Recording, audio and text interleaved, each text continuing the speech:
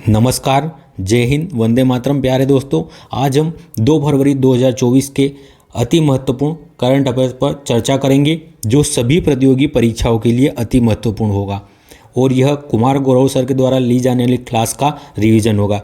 किंतु हम बजरंग बाण के प्रश्न भी देखेंगे इसमें, और आज सर के द्वारा जो स्टैटिक जीके नहीं कराया गया उसमें भी मैंने कुछ जो आगामी प्रतियोगिताएं कहाँ आयोजित हुई उसको लेके कुछ डाटा अपडेट किए। तो अगर आप पूरा वीडियो देखोगे तो आपको बेनिफिशियल होगा। वर्ष 2023 में जापान को पछाड़कर दुनिया का शीर्ष वाहन निर्यातक देश कौन सा बन गया है? तो यह चीन बन गया है। किसे? जापान को पीछे रखकर। वाहन निर्यात व्हीकल एक्सपोर्ट में चीन प्रथम स्थान पर है और जापान सेकंड स्थान पर है। दूसरे स्थान पर जापान है। चीन की राजधानी क्या है? बीजिंग इसकी राजधानी है। रेमेनबिग या युआन इसकी मुद्रा है। जो संघाई सहयोग संगठन है एससीओ, उसका मुख्यालय भी कहाँ? बीजिंग में स्थित है। चीन की वाणिज्यिक राजधानी की बात करें तो क्या है? ये संघाई चीन की वाणिज्यिक राजधानी है और ये यांगटीसी नदी के किनारे स्थित है। जो यांगटीसी नदी है यह एशिया की सबसे लंबी नदी है। विश्व की सबसे लंबी नदी कौन सी है? तो नील नदी विश्व की सबसे लंबी नदी है, जो मिस्र से होकर प्रवाहित होती है, अर्थात जो अफ्रीका महाद्वीप में प्रवाहित होती है, और अब मिस्र को नील नदी का वरदान कहा जाता है। चीन का शोक हुआंगहो नदी को कहा जाता है। शेयर मार्केट, सबसे बड़ा शेयर मार्केट किस देश का है? तो यूएसए का शेयर मार्केट सबसे बड़ा है, अभी हाल ही में रिपोर्ट आई थी उसके अनुसार। और भारत कौन से चौथे स्थान पर है शेयर मार्केट में? जो हांगकांग को पीछे रखकर भारत चौथे स्थान पर आया है। पहले स्थान पर यूएसए, दूसरे स्थान पर चीन, तीसरे स्थान पर जापान और चौथे स्थान पर भारत है। ग्लोबल फायर पावर इंडेक्स में भारत की कौन सी चौथी रैंक है? कौन सी रैंक है भारत की? चौथी। विश्व की सर्वाधिक कार निर्यात करने वाली कंपनी कौन सी है? तो यह टोयोटा कंपनी है जो सर्वाधिक कार निर्यात करती है और यह जापान की कंपनी है। आज हम बजरंग बाण में देखेंगे ब्रह्मपुत्र नदी। हमने 2 नदी तंत्रों को पढ़ लिया है, गंगा नदी तंत्र और हमने इसके पहले देखा था सिंधु नदी तंत्र। इन 2 तंत्रों को हमने बजरंग बाण के अंतर्गत देख लिया। आज हम देखते हैं ब्रह्मपुत्र नदी तंत्र। ठीक है, कौन सी नदी के बारे में देखेंगे हम? ब्रह्मपुत्र नदी के बारे में देखेंगे। ब्रह्मपुत्र नदी कहाँ से निकलती है? तो ये जो चीन में मानसरोवर झील है, कौन सी? जो मानसरोवर झील है तिब्बत में, उसके पास निकट है स्थित है। कौन सा? छेमा यांगडुंग ग्लेशियर। कौन सा ग्लेशियर है? छेमा यांगडुंग ग्लेशियर है, उसके निकट से निकलती है। और यह हिमालय के समांतर प्रवाहित होते हुए कहाँ से? जो नामचा बरवा जो पर्वत है, उस नामचा बरवा पर्वत के पास से भारत में प्रवेश करती है। भारत में कहाँ से प्रवेश करती है? नामचा बरवा पर्वत के पास से। कौन से दर्रे से होकर प्रवेश करती है? तो यांगयाब दर्रे से भारत में प्रवेश करती है। अरुणाचल प्रदेश के यांगयाब दर्रे से यह भारत में प्रवेश करती है। और इसे तिब्बत में किस नाम से जाना जाता है? तो इसे तिब्बत में सांगपो के नाम से जाना जाता है। किस नाम से जाना जाता है? तिब्बत में सांगपो के नाम से जाना जाता है। कौन से? यांगयाब दर्रे से भारत में प्रवेश करती है। इसमें जब ये असम में प्रवेश करती है तब इसमें 2 नदियाँ आकर मिलती है, लोहित और दिवांग। 2 नदियाँ शामिल होती है इसमें।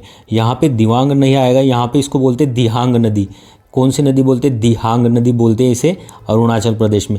जब इसमें असम में लोहित और दिवांग नदी आकर मिल जाती है उसके बाद इसे ब्रह्मपुत्र के नाम से जाना जाता है। कहाँ पे? असम में ब्रह्मपुत्र के नाम से जाना जाता है। और इसकी सहायक नदियों की बात करें, इसकी अन्य सहायक नदियाँ कौन कौन सी है? तो धनश्री, सुबनश्री, तीस्ता इसकी ये प्रमुख नदियाँ है। धनश्री, सुबनश्री, तीस्ता, पगलादिया, यह ब्रह्मपुत्र की प्रमुख नदियाँ हैं। अगर ब्रह्मपुत्र नदी की बात करें तो यह असम में एक द्वीप का निर्माण करती है जो विश्व का सबसे बड़ा द्वीप है। किस द्वीप का निर्माण करती है? असम में माजुली द्वीप का निर्माण करती है। यह विश्व का सबसे बड़ा द्वीप है। किस राज्य में है? ये असम राज्य में स्थित है। तो आपका ढोला सदिया पुल है। जो ढोला सदिया पुल है यह किस नदी पर स्थित है?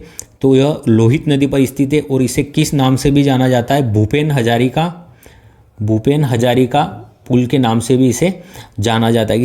भारत से प्रवाहित होने के बाद ब्रह्मपुत्र नदी बांग्लादेश में प्रवाहित होती है और बांग्लादेश में इसे किस नाम से जाना जाता है, तो बांग्लादेश में इसे जमुना के नाम से जाना जाता है। और यह जमुना किस नदी में आगे जाकर मिलती है बांग्लादेश में, तो यह पद्मा में मिलती है, जिसे पद्मा को गंगा नदी को पद्मा के नाम से जाना जाता है बांग्लादेश में। पद्मा और जमुना का संयुक्त धारा कहाँ पे मिलती है, बांग्लादेश में। और गंगा और ब्रह्मपुत्र नदी मिलकर यह विश्व के सबसे बड़े किस वन का निर्माण करती है, सुंदर वन के डेल्टा का निर्माण करती है गंगा और ब्रह्मपुत्र नदियाँ मिलकर, जो विश्व का सबसे बड़ा डेल्टा होता है। तो हमने गंगा नदी तंत्र, सिंधु नदी तंत्र और ब्रह्मपुत्र नदी तंत्र को देखा है बजरंग बाण के तहत। अब अगला प्रश्न है हमारा, हाल ही में यूएसए ने किस भौतिक भारतीय बाजार को अपनी कुख्यात बाजारों की सूची में शामिल किया है। कुख्यात अर्थात इन मार्केटों को में क्या होता है, यहाँ पे कॉपीराइट की चोरी होती है, अर्थात जो ओरिजिनल चीज़ है उसकी कॉपी करके उसके तहत उसको बेचा जाता है। यहाँ पे कॉपीराइट की चोरी होती है और नकली माल को बेचा जाता है। कुख्यात मार्केट यह यूएसए ने शामिल की है। भारत के 3 फिजिकल स्थानों अर्थात भौतिक रूप से किन 3 स्थानों को इस सूची में शामिल किया है, हीरा पन्ना मुंबई यह क्षेत्र है, दिल्ली करोल बाग टैंक रोड और बेंगलुरु का सदर पटरप्पा, ये 3 भौतिक बाजार इसने इस सूची में शामिल किए हैं। इसमें 3 ऑनलाइन मार्केट को भी शामिल किया गया है, इंडियन मार्ट, वेगा मूवीज और WHMCH इन 3 मार्केटों को भी शामिल किया है कुख्यात लिस्ट में। सबसे लंबा समुद्री पुल हाल ही में अभी कहाँ पर उद्घाटन किया है मोदी जी द्वारा, इसका नाम है अटल सेतु है, जो मुंबई को नई मुंबई से जोड़ेगा। G20 और SCO इन दोनों की अध्यक्षता 2023 में किसके द्वारा, भारत के द्वारा की गई है, G20 और SCO संघाई सहयोग संगठन की। वर्ल्ड कप का आयोजन कहाँ पे हुआ है 2023 में, इसका आयोजन भारत में हुआ है। और फाइनल मैच कहाँ हुआ था, तो जो अहमदाबाद में नरेंद्र मोदी स्टेडियम में इसमें इसका आयोजन हुआ था। और अगले वर्ल्ड कप का आयोजन कहाँ पे होगा 2026 में, तो अगले वर्ल्ड कप का आयोजन होगा साउथ अफ्रीका महाद्वीप में होगा 2026 में। साउथ अफ्रीका, नामीबिया और जिम्बाब्वे इन 3 देशों में होगा अगले वर्ल्ड कप का आयोजन, साउथ अफ्रीका, नामीबिया और Zimbabwe. World cup 2022 FIFA world cup 2022 का आयोजन कहाँ पे हुआ है, इसका आयोजन कतर में हुआ है। और इसका विजेता टीम कौन सी रही थी, तो अर्जेंटीना इसकी विजेता टीम रही थी। और अगले वर्ल्ड कप का आयोजन कहाँ पर होगा, तो उत्तरी अमेरिका महाद्वीप में अगले वर्ल्ड कप का आयोजन होगा फीफा का, जिसमें कनाडा, USA और मेक्सिको इन तीनों में फुटबॉल विश्व कप का आयोजन होना है 2026 में। अगला प्रश्न है, उत्तर भारत का पहला मानव DNA बैंक कहाँ स्थापित किया गया है, तो यह स्थापित किया गया है BHU में। कहाँ पर, BHU में इसे स्थापित किया गया है। DNA का पहला बैंक, उत्तर भारत के DNA का पहला बैंक कहाँ पे स्थापित किया है, BHU बनारस हिंदू विश्वविद्यालय में। DNA का फुल फॉर्म होता है डीऑक्सीराइबोस न्यूक्लिक अम्ल, इसका फुल फॉर्म होता है। और ये क्या होता है, एक आनुवांशिक गुणों को एक पीढ़ी से दूसरी पीढ़ी में ले जाता है। मानव शरीर के रक्त, लार और ऊतक इनमें DNA मौजूद होता है। और साथ ही जो जड़ सहित बाल होते हैं उनमें भी DNA होता है। और यहाँ पर जो ये लैब स्थापित हुई है, यहाँ पे 30 मिनट में DNA को पृथक कर दिया जाएगा, हिस्ट्री को देख लिया जाएगा। आने वाली पीढ़ी में आनुवांशिक रोगों की संभावना कम होगी। इससे क्या होगा, अगर किसी को कोई बीमारी है आनुवांशिक, तो वह उसके बच्चों में ना, इसके लिए उसके DNA की जाँच की जाएगी। संरचना कैसी होती है DNA की, तो डबल हेलिक्स मॉडल होता है DNA का। और इसकी खोज किसके द्वारा की गई थी, वाटसन एवं क्रिक के द्वारा खोज की गई थी। DNA किसका होता है, तो न्यूक्लियोटाइड का बहुलक होता है DNA, अर्थात ये न्यूक्लियोटाइडों से बना होता है। DNA में 4 नाइट्रोजनिक क्षार होते हैं, एडिनिन, गुआनिन, साइटोसिन और थाइमिन। जो एडिनिन है यह थाइमिन से 2 डबल बॉन्ड द्वारा जुड़ा होता है, और जो साइटोसिन है यह थाइमिन से ट्रिपल बॉन्ड के द्वारा जुड़ा होता है। अगला प्रश्न है, एक वित्तीय वर्ष 2024-25 के अंतरिम बजट के अनुसार वर्ष 2023-24 में राजकोषीय घाटा कितना रहने का अनुमान है। 5.8% रहने का अनुमान है। वित्त मंत्री सीतारमण जी द्वारा अभी हाल ही में अपना 6ठी बार बजट पेश किया है। इनके द्वारा यह 6ठी बार बजट पेश किया गया है और ये पहली बार अंतरिम बजट पेश किया है। इनने पहली पूर्णकालिक महिला वित्त मंत्री, अर्थात इन्होंने पूर्ण कार्यकाल के साथ अपना बजट पेश किया है, तो यह ऐसी प्रथम महिला है। और सर्वाधिक बार बजट पेश करने वाली महिला फाइनेंस मिनिस्टर कौन है, तो यह निर्मला सीतारमण जी है। सर्वाधिक बार बजट पेश करने का रिकॉर्ड किसके पास है, तो यह मोरारजी देसाई के पास है। इन्होंने सर्वाधिक बार बजट पेश किया है।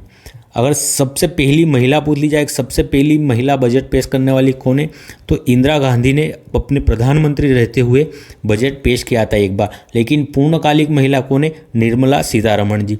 2024 में इलेक्शन होना है, इसलिए अभी कौन सा अंतरिम बजट आया है जो सरकार के बचे हुए कार्यकाल के लिए काम करेगा। यहाँ पे केवल उपलब्धियों के बारे में बात की गई है, किसी भी प्रकार की कोई नई योजना नहीं शुरू की गई है। और ये अब तक का सबसे छोटा बजट भाषण है जो केवल 58 मिनट चला है। और इसके मुख्य बिंदु क्या थे, तो विकसित भारत @ 2047 इसका मुख्य बिंदु था। और अमृतकाल, अर्थात जो अमृतकाल के 25 वर्ष है, इनमें 2047 तक जब भारत अपनी आज़ादी की 100वीं वर्षगांठ मनाएगा, तब तक भारत विकसित भारत बनना है। और इसमें मंत्र दिया गया है, सबका साथ, सबका विकास और सबका विश्वास। सबका साथ, सबका विकास और सबका विश्वास, ये मंत्र इसमें दिया गया है। कितना व्यय किया गया है, कुल कितनी व्यय राशि इसमें 47.66 लाख करोड़ इसकी व्यय राशि है। पूंजीगत व्यय कितना होगा, अर्थात जो पुल है, जो पुलिया है, जो इंफ्रास्ट्रक्चर है, उसके डेवलपमेंट के लिए इसमें से कितना व्यय किया जाएगा, तो 11,11,111 करोड़ रुपए का पूंजीगत व्यय किया जाएगा, जिसमें 11% की क्या हुई है, वृद्धि हुई है। और यह जीडीपी के कितना भाग है, तो 3.4% ये जीडीपी का भाग रहेगा पूंजीगत व्यय। राजकोषीय घाटा अर्थात उधार देयता, फिजिकल डेफिसिट, हमारी राजकोषीय घाटा 2023-24 में 5.8% रहने का अनुमान लगाया गया है और 2024-25 में यह 5.1% रहेगा, ऐसा अनुमान लगाया गया है 2024-25 के लिए। और जो अभी वर्तमान वित्तीय वर्ष चल रहा है 23-24, इसके लिए 5.8% रहने का अनुमान लगाया है। यहाँ पे जीडीपी और एफडीआई इनकी नया फुल फॉर्म बताया गया है। हम ग्रोस डोमेस्टिक प्रोडक्ट के नाम से जानते हैं, लेकिन इन्होंने बताया गवर्नेंस डेवलपमेंट परफॉर्म्ड जीडीपी का फुल फॉर्म बताया। और एफडीआई इसका फुल फॉर्म बताया फर्स्ट डेवलपमेंट इंडिया, इसका एफडीआई का पूर्ण रूप बताया। और इसमें कहा गया है कि भारतवासियों को बहुत सारी उम्मीदें हैं सरकार से, तो इसका त्रिवेणी संगम के तहत इसे हासिल करने का कहा है, जिसमें 3D है, डेमोक्रेसी अर्थात हमारा विकसित लोकतंत्र, डेमोग्राफी अर्थात हमारी मानव संसाधन, जनसंख्या और डाइवर्सिटी हमारी समृद्ध विविधता, इन तीनों के समन्वय से भारत विकसित भारत बनेगा। और भारत की ग्रोथ रेट कितना रहने का अनुमान बताया है, तो 7.3 रहने का अनुमान बताया भारत की ग्रोथ रेट। अगर हम देखें हमारी सबसे ज़्यादा देयता कहाँ पे, अर्थात सबसे ज़्यादा हमारा खर्चा कहाँ है और सबसे ज़्यादा हमारी इनकम आय हमें कहाँ से प्राप्त करती है। अगर हम देखें हम सबसे ज़्यादा कहाँ से कमाते हैं या सबसे ज़्यादा धन कहाँ से आता है, तो मार्केट बोरिंग अर्थात जो उधार है वहाँ से हमें सबसे ज़्यादा धन की प्राप्ति होती है। अर्थात जितना धन आता है उसका 28 पैसे, अगर 1 रुपया आया है तो मान लीजिए उसका 28 पैसे कहाँ से हम उधार से लेते हैं। दूसरे नंबर पे आय का स्रोत है PIT, आयकर अर्थात क्या है, आयकर पर्सनल इनकम, जो आयकर है इसमें दूसरे स्थान पर हमारी इनकम होती है और तीसरे स्थान पर जीएसटी आ गया है। जो पिछला बजट था तब जीएसटी दूसरे स्थान पर था, अब जीएसटी तीसरे स्थान पर है और दूसरे स्थान पर आयकर आ गया है। हमारी जो सबसे ज़्यादा निवेश होता है, जो हमारा सबसे ज़्यादा खर्च होता है धन, वो कहाँ पर होता है, तो यह ब्याज अदायगी में होता है। इंटरेस्ट पेमेंट, ब्याज अदायगी में सबसे ज़्यादा हमारा खर्च होता है। और दूसरे नंबर पे स्टेट शेयर अर्थात जो राज्यों को हिस्सा दिया जाता है केंद्र के द्वारा, उसमें दूसरे नंबर पर खर्च होता है। आगे महिलाओं के लिए कुछ महत्वपूर्ण बातें इसमें हुई है। उच्च शिक्षा में बालिका नामांकन की कितने प्रतिशत की वृद्धि हुई है, तो 28% की वृद्धि हुई है उच्च शिक्षा में बालिकाओं की नामांकन में। स्टेम अर्थात जो भी साइंस से रिलेटेड स्ट्रीम है, वैज्ञानिक क्षेत्र हो गया या डॉक्टरी क्षेत्र, जो भी स्टेम क्षेत्र से संबंधित क्षेत्र रहेंगे उनमें बालिकाओं के नामांकन की क्या है, ग्रोथ रेट बढ़ी है, जो कि 43% रही है और यह विश्व में सर्वाधिक है। अगर हम आगे देखें, श्रम बल में महिलाओं की कितनी भागीदारी है, force labour women participate rate कितनी है, तो 37% क्या है, महिलाओं की हिस्सेदारी है श्रम बल में।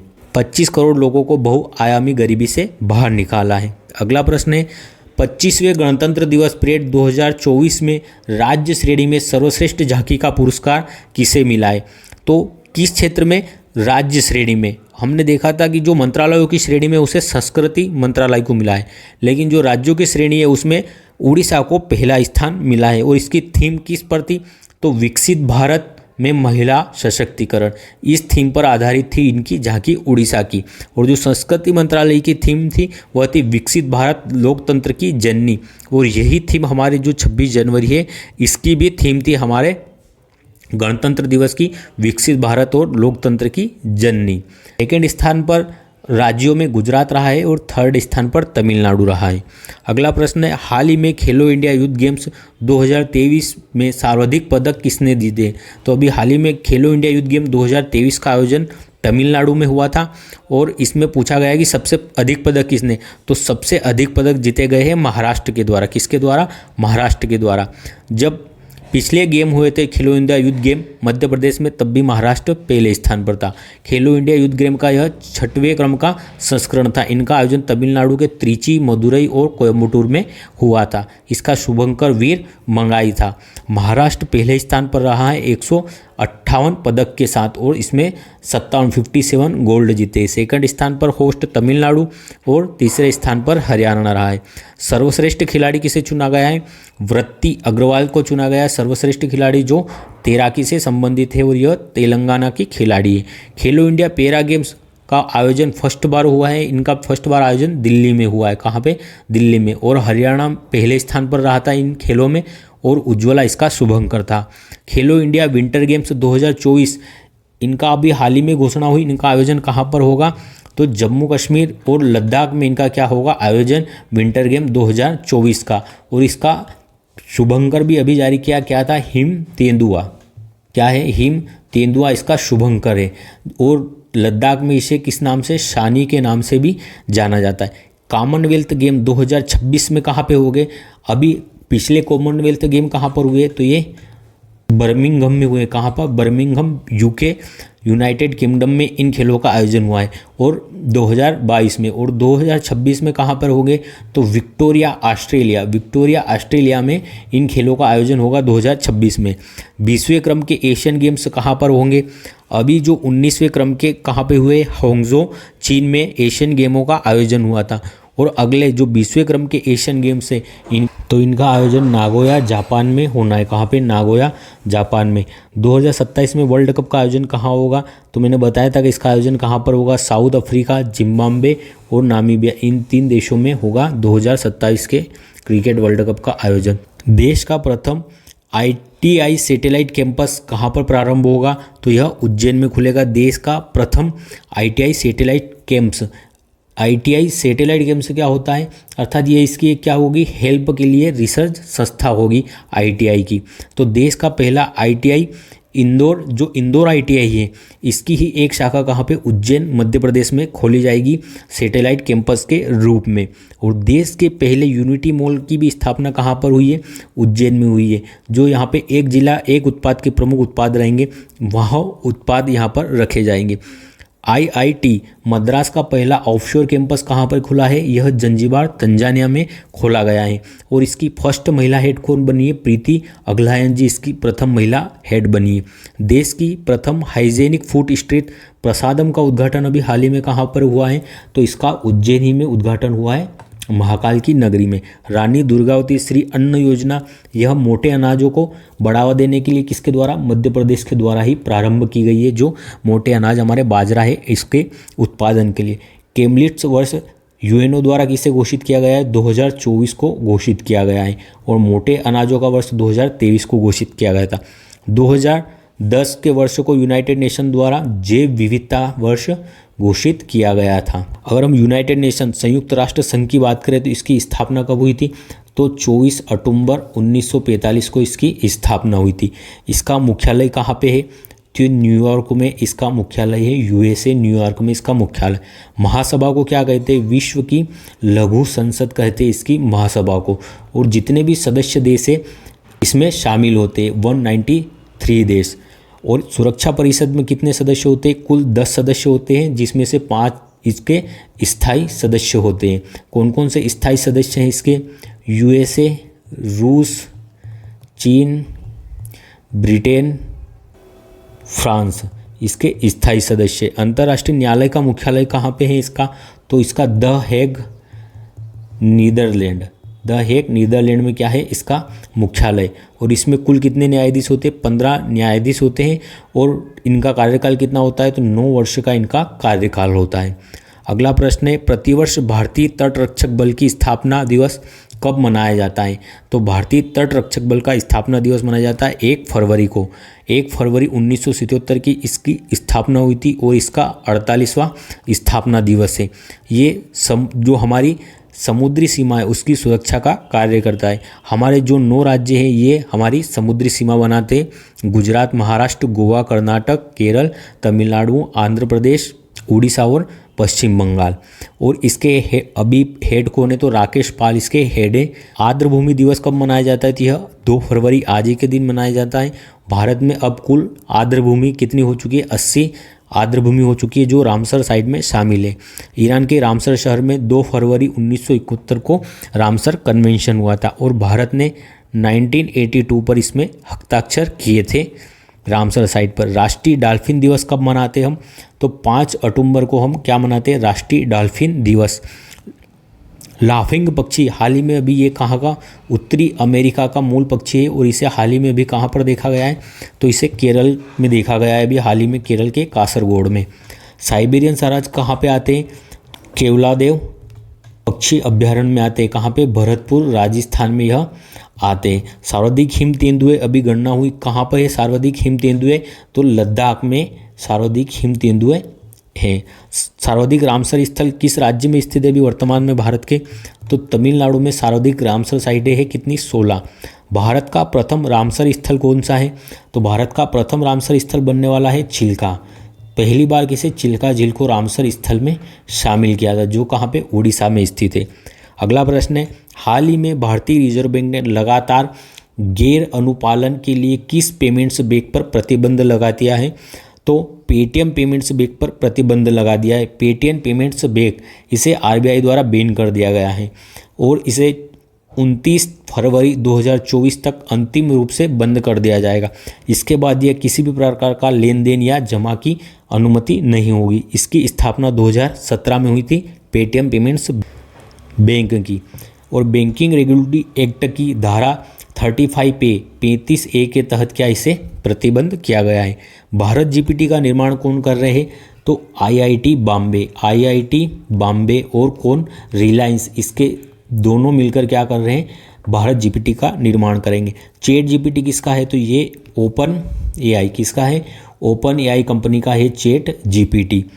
H125 ये हेलीकॉप्टर अभी हाल ही में टाटा किसके सहयोग से बनाएगी? तो यह एयरबस कंपनी, जो कहाँ की है?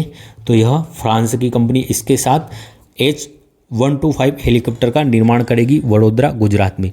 वरुणास्त्र क्या है? तो यह एक तारपीडो है। क्या है? एक तारपीडो है वरुणास्त्र। तारपीडो किसे कहा जाता है? जो पनडुब्बी होती है, सबमरीन, यहाँ से जो मिसाइलें छोड़ी जाती है उसे तारपीडो कहा जाता है। सर्वत्र क्या है? तो यह क्या है? ब्रिज है, मोबाइल ब्रिज है, अर्थात इसको कहीं भी ले जाया जा सकता है। और अगर रिवर बह रही है या कोई भी खाड़ी है तो एक ओर से दूसरी ओर जाने के लिए अस्थायी रूप से ब्रिज का निर्माण किया जाता है और इसे DRDO द्वारा लॉन्च किया गया है। तो सर्वत्र एक मोबाइल ब्रिज है। अभी हाल ही में G20 को भारत ने किसके द्वारा लॉन्च किया है?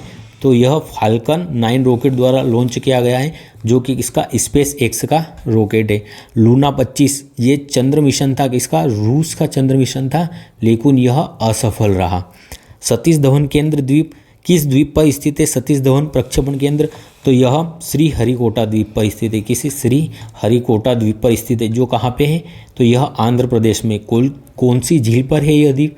तो यह पुलिकट झील पर। कौन सी झील? पुलिकट झील। अगला प्रश्न है, हाल ही में विष्णु सारवनन ने किस खेल में भारत को पहला ओलंपिक कोटा हासिल किया है? तो यह नौकायान से संबंधित खिलाड़ी है विष्णु सरवनन। विष्णु सरवनन ने नौकायान में ओलंपिक में कोटा प्राप्त किया है और यह पेरिस ओलंपिक, जो अगले ओलंपिक होने वाले 33वें क्रम के पेरिस ओलंपिक, उनमें यह कोटा प्राप्त करने वाले प्रथम भारतीय, पहले भारतीय पेरिस ओलंपिक के लिए कोटा प्राप्त करने वाले। अगला है, 1 से 7 जनवरी तक आयोजित होगा विश्व में अंतरधार्मिक सद्भाव सप्ताह 2024। थैंक यू दोस्तों। अगर आपको मेरी मेहनत पसंद आई है तो कृपया चैनल को सब्सक्राइब करें और सपोर्ट करें। हम कल के प्रश्नों का रिवीजन कर लेते हैं। ट्रांसपेरेंसी इंटरनेशनल भ्रष्टाचार सूचकांक 2023 में भारत का कौन सा स्थान है? तो 93वां भारत का स्थान था। WHO ने औद्योगिक रूप से उत्पादित ट्रांस फैट को खत्म करने के लिए पहली बार किन देशों को सम्मानित किया है?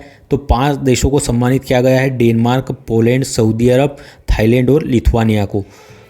हाल ही में सुल्तान इब्राहिम इस्कंदर किस देश के 70वें क्रमांक के राजा नियुक्त हुए? तो यह मलेशिया के राजा अभी हाल ही में बने हैं। हाल ही में न्यूरोलॉजिकल विकार से पीड़ित मनुष्य के दिमाग में पहली बार चिप लगाने वाली न्यूरालिंक कंपनी का संबंध किससे है? तो यह एलोन मस्क की कंपनी है। हाल ही में भारतीय सेना के लिए मोबाइल ब्रिज सिस्टम सर्वत्र किसने लॉन्च किया है? तो इसे DRDO द्वारा लॉन्च किया गया है। हाल ही में भारतीय दूरसंचार नियामक प्राधिकरण के अध्यक्ष पद के लिए किसे नियुक्त किया गया है? तो अनिल लाहोटी जी को। हाल ही में खेलो इंडिया शीतकालीन खेल 2024 के लिए कौन सा शुभंकर जारी किया है? तो हिम तेंदुआ इसके लिए जारी किया गया है। हाल ही में रामसर स्थल सूची में शामिल अंक समुद्र पक्षी रिजर्व, अघनाशिनी मुहाना और मगदी कोरे रिजर्व किस राज्य में स्थित है? यह कर्नाटक में स्थित 3 क्षेत्र है। हाल ही में शिक्षा मंत्रालय ने किसे डीम्ड यूनिवर्सिटी का दर्जा दिया है? तो भारतीय जन संस्थान संस्थान को डीम्ड यूनिवर्सिटी का दर्जा दिया गया है। हाल ही में झारखंड के CM पद के लिए किसे नियुक्त किया गया है? तो चंपई सोरेन को अगले झारखंड के CM के रूप में नियुक्त किया गया है। थैंक यू दोस्तों। अगर आपको मेरी मेहनत पसंद आई है तो कृपया चैनल को सब्सक्राइब जरूर कर लें। मिलते हैं अगले वीडियो में जल्द ही। जय हिंद।